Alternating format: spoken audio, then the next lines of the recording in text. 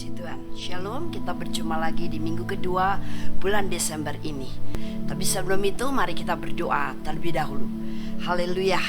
Sungguh kami bersyukur Bapa Surgawi, kami siap menerima kebenaran firman-Mu.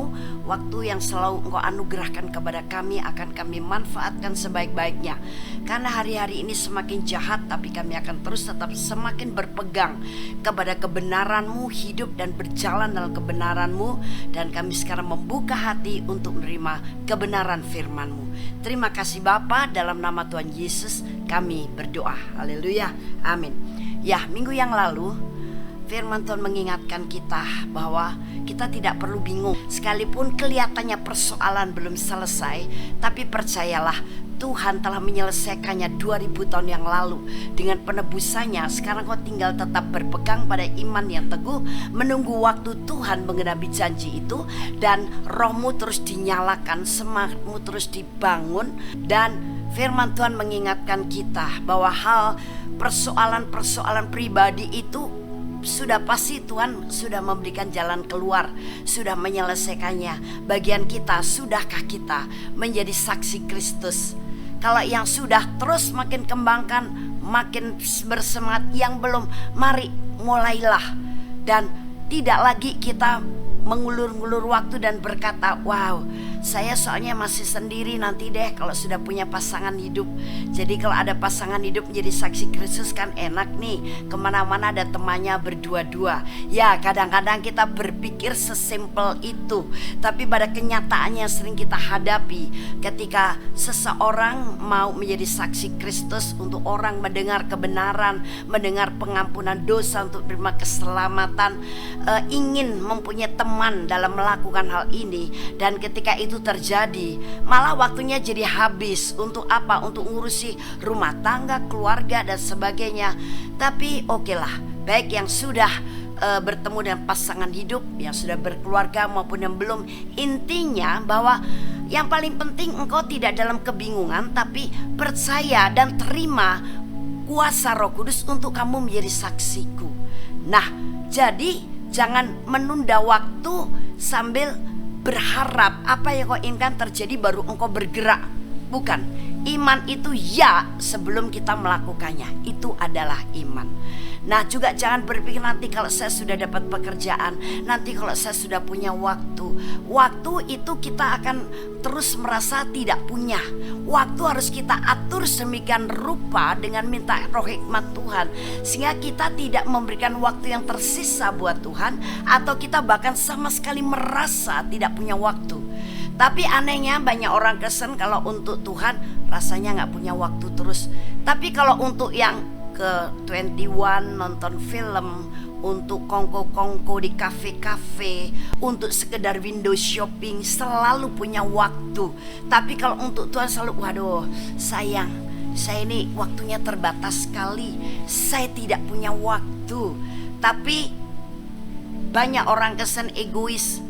Kalau dengan Tuhan selalu merasa kurang waktu, tidak punya waktu. Tapi kalau engkau butuh sesuatu kepada Tuhan, maunya Tuhan, harus selalu punya waktu, harus tepat waktu, harus waktunya sesuai dengan kehendakku. Nah, mari mengakhiri tahun 2019 memasuki tahun 2020, kita bertobat dari hal itu. Dan sekarang nyatakan dirimu, aku adalah saksi Kristus. Nah, itu sebabnya kita harus mulai bergerak. Kuasa Roh Kudus akan memampukan kita.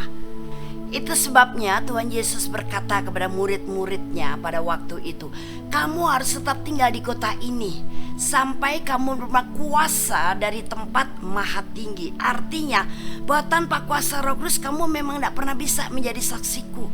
Jadi don't worry, jangan khawatir, jangan pernah merasa rendah diri, merasa tidak mampu berkata-kata, merasa tidak bisa berkata-kata tentang hal rohani, tentang kebenaran. No, karena kuasa Roh Kudus itu memang dibutuhkan oleh engkau, dan surga akan memberikannya. Karena dengan kuasa itu baru kamu menjadi saksiku.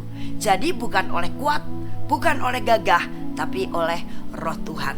Karena dalam Matius pasal 9 ayat yang ke-11 sampai dengan ayat yang ke-13, demikian bunyinya.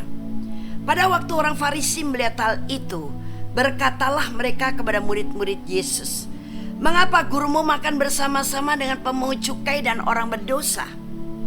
Yesus mendengarnya dan berkata, bukan orang sehat yang memerlukan tabib, tetapi orang sakit. Jadi pergilah dan pelajarilah arti firman ini. Yang kukendaki ialah belas kasihan dan bukan persembahan, karena aku datang bukan untuk memanggil orang benar, melainkan orang berdosa. Sudah jelas bukan bahwa Yesus datang ke dunia itu untuk orang yang sakit, bukan yang sehat, untuk orang yang berdosa, bukan orang yang benar. Itu sebabnya Tuhan Yesus tekankan, yang kukendaki itu belas kasihan.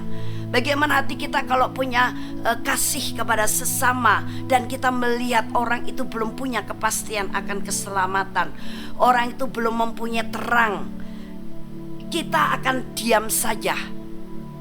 Ketika kita sadar bahwa kita adalah saksinya, ini bagianku untuk aku memberitakan tentang kebenaran.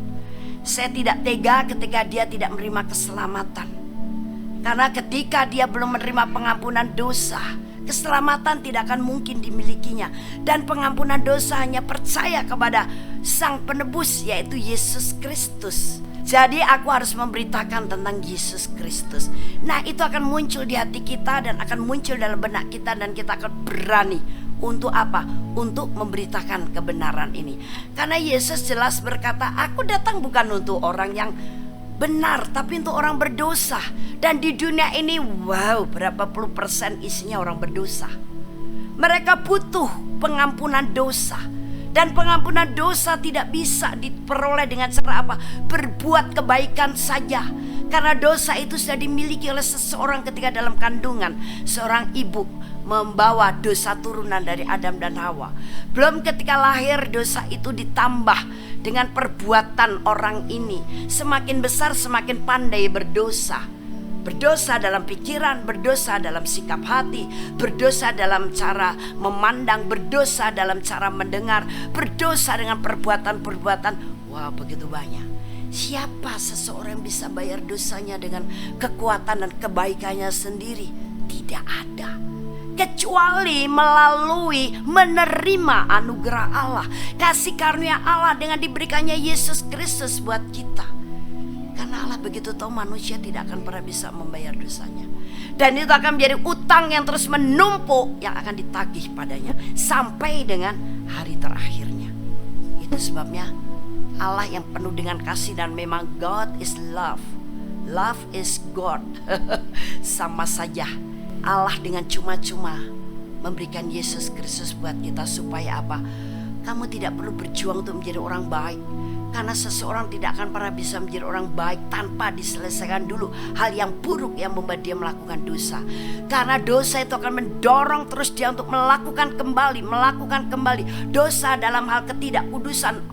Banyak sekali tidak kudus dalam pikiran, membayangkan hal-hal yang tidak senonoh, hal-hal yang cabul, yang kotor, yang jahat, itu tidak kudus. Itu juga sudah merupakan dosa. Hati yang menyimpan kepahitan, menyimpan amarah, menyimpan jengkel, iri hati, cemburu, itu sudah merupakan dosa.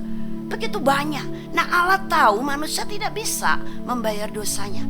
Kamu akan tetap terkurung dalam dosa, terikat dalam dosa. Kamu akan tetap terpenjara dengan dosa, dan dosa yang memenjarakan kau tidak bisa membuat engkau mengalami keselamatan, mendapatkan keselamatan. Karena keselamatan adalah rumahku, kerajaanku, di mana aku mengasihi manusia, tapi aku tidak tahan dengan dosanya. Tidak ada setitik dosa pun dalam kerajaan Allah. Nah, itu sebabnya aku sekarang yang rela berkorban. Saya berikan Yesus Kristus. Hanya dalam waktu usia yang begitu pendek, 33 tahun, dia harus menderita. Buat siapa? Bukan buat aku, buat kalian, buat kamu. Karena kalau tidak ada yang menderita menggantikan kamu sebagai orang terkutuk, tidak ada yang bisa melepaskan kamu dari penjara dosa, ikatan dosa, dan itu akan menjadi surat hutang yang akan ditagih terus di hadapanmu. Nah, aku berikan Yesus Kristus dengan hanya percaya bahwa dia telah mati, bangkit pada hari yang ketiga, naik ke surga, duduk di sebelah kanan Allah Bapa, dan dia matinya digantung di atas kayu salib. Seluruh darahnya tercurah, seluruh tubuhnya dihancurkan, seluruh harga dirinya dirusak, Bahkan dari hari ke hari, walaupun dia banyak berbuat baik, orang sakit disembuhkan, orang buta dicelikan, orang mati dibangkitkan, orang terikat dilepaskan, orang miskin diperkaya, orang lemah diperkuat, orang buta dibuat celik dalam hal kebenaran. Dia adalah terang dunia, dia adalah terang hidupmu. Nah, dengan percaya bahwa dia telah melakukannya bagimu, maka undang dia masuk di hati. Jadikan dia Tuhan dan Juru Selamatmu. Maka apa yang terjadi? Kamu terima pengampunan dosa, dan kamu mempunyai seorang Juru Selamat yang akan menuntun kamu dalam kebenaran sampai engkau menerima keselamatan. Nah, ini harus kita jadikan pegangan, atau yang harus kita bagikan bagi orang-orang di dunia ini yang masih banyak berdosa. Ingat, Yesus datang untuk orang berdosa, bukan untuk orang benar. Itu sebabnya kita jangan salah mikir, kita juga jangan salah kaprah, kita jangan salah sikap. Di mana-mana hidup kita harus menyatakan kebenaran. Supaya apa?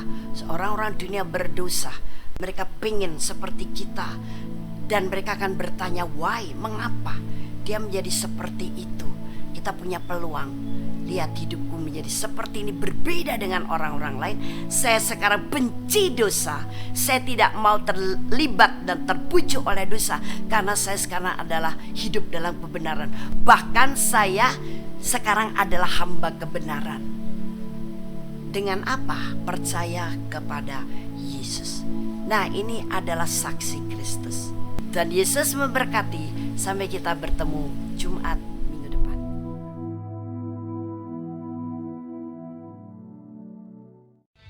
Shalom, saya Pastor Dorcas Daud. Terima kasih Anda telah menyaksikan seri-seri kebenaran firman Tuhan yang akan selalu kami upload setiap minggunya melalui Hope ACC TV.